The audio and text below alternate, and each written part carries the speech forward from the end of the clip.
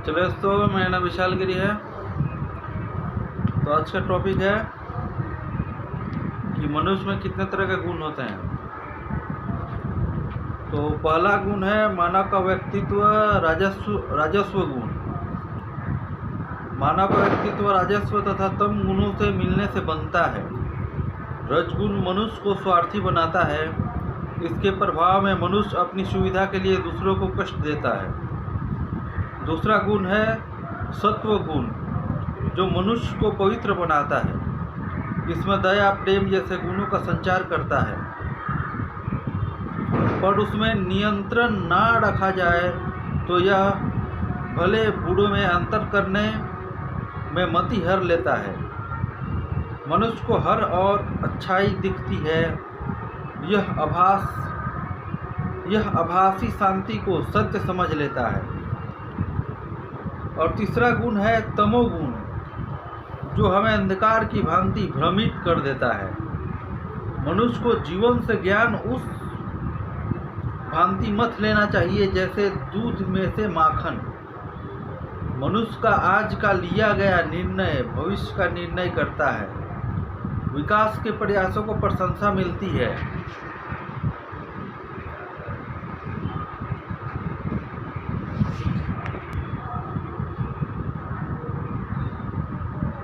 विकास के प्रयासों को प्रशंसा मिलती है, विनाश के प्रयासों को नहीं। युद्ध तब श्रेष्ठ है जब उसका उद्देश्य एक महान शांति हो।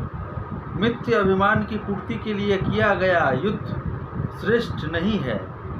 इंसान को हमेशा विनाश को रोकने का निमंत्रण देना चाहिए एवं मित्रता का हाथ आगे बढ़ाना चाहिए। इंसान निशस्त्र होकर यह प्रमाणित कर सकता है कि वह मित्रता का हाथ आगे बढ़ा रहा है। इंसान को अपने अहंकार की निंदा त्यागनी चाहिए एवं शांति का सूर्योदय चुनना चाहिए। संसार की मानवता की ढाल शांति है। जिसके पास विनाश की शक्ति हो उसे शांति का विकल्प पहले चुनना चाहिए। वीर वो नहीं जो पल पल में युद्ध को उपस्थित हो जाए। वीर वह होता है जो जब तक संभव हो युद्ध को टाले।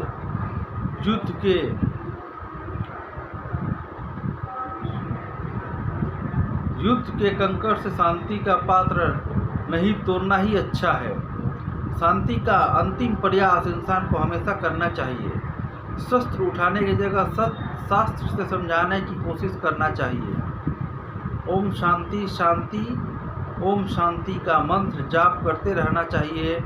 समाज एक ऐसे ज्वालामुखी के मुंह पर खड़ा है जो किसी क्षण भी फट सकता है और ये विस्फोट समाज के नींव हिला सकता है। अपने और शांति के बीच में किंतु जैसे शब्द को ना बैठने दें। लोगों को कभी ऐसे शब्द का उपयोग नहीं करना चाहिए जो युद्ध का द्वार खोल सके। कोई भी नहीं चाहेगा कि कोई शांति चाहे और उसका अपमान करे। कोई भी नहीं चाहेगा कि कोई शांति चाहे और दूसरा व्यक्ति उसका अपमान करे। भगवान से कुछ भी नहीं छिपा है, पर अगर शांति मिले तो उस शांति के लिए लोगों को अपना अपमान स्वीकार करना चाहिए। शांति के सौदे के लिए अगर आत्मसम्मान से मूल्य चुकाना पड़े तो वह शांति नहीं लेना चाहिए। शांति कभी आत्मसमर्पण नहीं हो सकता। कुछ दुष्ट शांति नहीं दंड के अधिकारी होते हैं। भगवान के अतिरिक्त मर्यादा की रक्षा करने के लिए कोई आगे नहीं बढ़ता। शांति फिर शांति है। जीवन संग्राम है। धीरज धरकर मन शांत रखना चाहिए, तभी सब कर्म पूर्ण होंगे। सत्य असत्य सर्वत्र है। वर्षों की तपस्या हाथ बढ़ाकर कर्म फल ढूंढना चाहती है। सारे वचनों सारे प्रतिज्ञाओं के हाथों में कभी कभी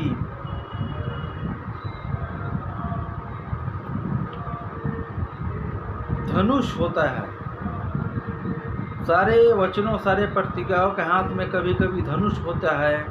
कोई अभिमान के रथ पर सवार होता है तो कोई आत्मविश्वास के रथ पर सवार होता है। युद्ध ना होने का कोई ना कोई विकल्प अवश्य निकालना चाहिए। कभी कभी आज्ञा लिए बिना आगे नहीं जाना चाहिए। किसी का अधिक समय नहीं लेना चाहिए। और अधिक समय किसी के पास होता ही नहीं है तो देगा कैसे? समय का कोई धनी नहीं होता, इसलिए सीधा अपनी बात कहनी चाहिए बिना अधिक भूमिका के।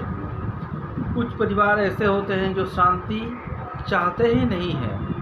अपने अपने भाग्य का अपमान दूसरों को खाते में नहीं डालना चाहिए। या तो अपनी अपनी रणभूमि ढूंढना चाहिए या प्रतीक्षा करना चाहिए। प्रतीक्षा करना ही अच्छा है। एक कहावत है, कौन राह किसकी तके भला बताए कौन, करे प्रतीक्षा समय की रखे धैर्य और मौन। कभी कभी किसी की प्रतिज्ञा और अंतकरण में रणभूमि चल रही होती है और कभी कभी कोई खुद रणभूमि में खड़ा रहता है। कभी कभी कोई युद्ध को सिर्फ देख सकता है पर हस्तक्षेप नहीं कर सकता। कभी कभी किसी की प्रतिभा उसको एक और खींचती है पर उसका अंतकरण कहता है तुम कहाँ खड़े हो। कभी कभी कोई वो अभागा व्यक्ति होता है जो जीवित नहीं रहना चाहता पर जीवित रहने के लिए विवश होता है। एक मृत व्यक्ति के विषय में किसी की नीति क्या कहेगी? जब प्रश्न नीति की नहीं होती तो इसलिए अधिक भावनाओं की खिड़की को बंद कर देना चाहिए। कभी कभी कोई इतना महान होता है कि कीचड़ की कोई छींट उड़कर कभी कभी कोई इतना महान होता है कि कीचड़ की कोई छींट उड़कर उसके श्वेत वस्त्र पर नहीं आ सकती। जब तक बड़े स्वीकृति नहीं देते तब तक उनके चरणों को नहीं छोड़ना चाहिए। बड़े कभी कभी कुछ उत्तरदायित्व को स्वीकार कर लेते हैं जिससे आपके विजय में कोई संदेह नहीं रहता। बड़ों की अपनी बात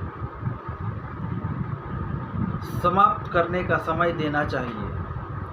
जिस सेना का सेनापति कोई अतिवृत्त महान व्यक्ति हो उस सेना में कभी कभी कुछ लोगों की कोई जगह नहीं होती।